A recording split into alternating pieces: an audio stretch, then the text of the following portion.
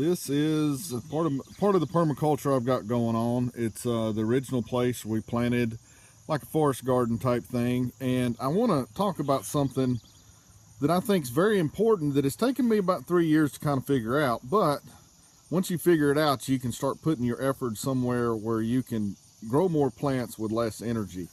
Now, I used to do the mulch in between the beds. If you can see this is carpet. We redid our house. I use that carpet out here to put between the rows. I know that someone's going to say there's chemicals or something in it. I got it.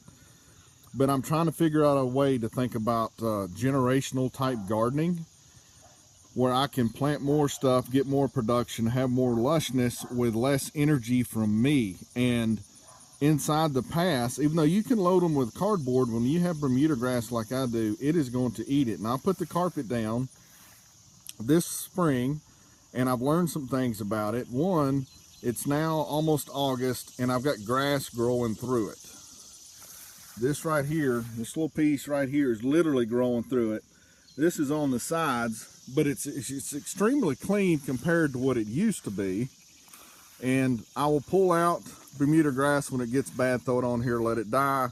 Then once it's all dead, I'll take it over to the chickens. But I did find something that I want to show you that I think almost would be probably 5, 10, 15 years of having maintenance-free rows in a bed. There's another piece of the carpet going up between some tomatoes and corn and Arkansas black apple tree, and it does a fairly well job. But this is newer, so it looks cleaner. It is not earthy looking per se like mulch is, and I like that look a lot, but I also like having less energy inputs into something.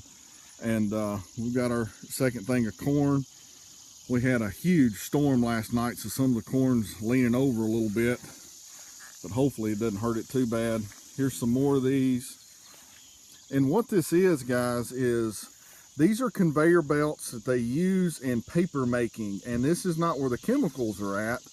This is a very tight weave nylon where they bring the pulp up, they add pressure, and the weave of this is so strong and so minute that it takes a lot of pressure to let water go down through here. Now, saying that, if you get a hold of one of these belts that do this, they're about 7 feet long. They can be, mine was 70 something feet, 7 feet wide by 72 feet long, I believe.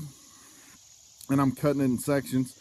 If you find one of these, do not, in my opinion, go and plant stuff inside of it like you would weed cover. Water will go through here if you've got enough tonnage of pressure the way their machines work to get through here, but it'll also not go through there just because of gravity.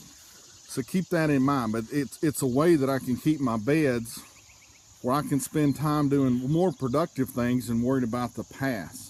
And since it's hard, it's going to overflow that water over to my beds. And I'm going to try to get a close-up of this stuff so you can see it.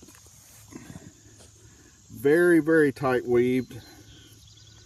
It's probably 3/64 of an inch thick.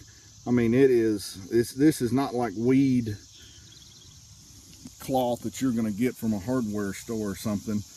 And what it does is allows me, if I've got something going on in my basil or my tomatoes or horseradish or something like that, I can spend that energy dealing with that and not dealing with the beds. And I will throw the Bermuda grass that you'll see. I mean, the stuff is just tenacious. I'll eventually throw it over here, let it die. I don't want to chop and drop Bermuda grass because if it gets wet, it'll just start growing wherever you put it. Here's a little bit more of the pass going through where we've got peaches and basil and lovage and different things like that. But it's a really nice path, and eventually it'll get dirty so it looks a little more organic. And the paths allow my wife to know what's going on a little bit more because she's not a plant geek as much. But I think it looks good. It seems to be functioning very well.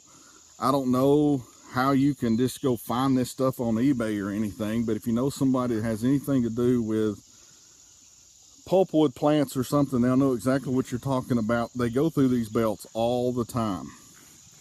And that's just one of the things on my forest garden that allows me to spend time on what needs to be spent on instead of wasting time just keeping weeds out of the pathways.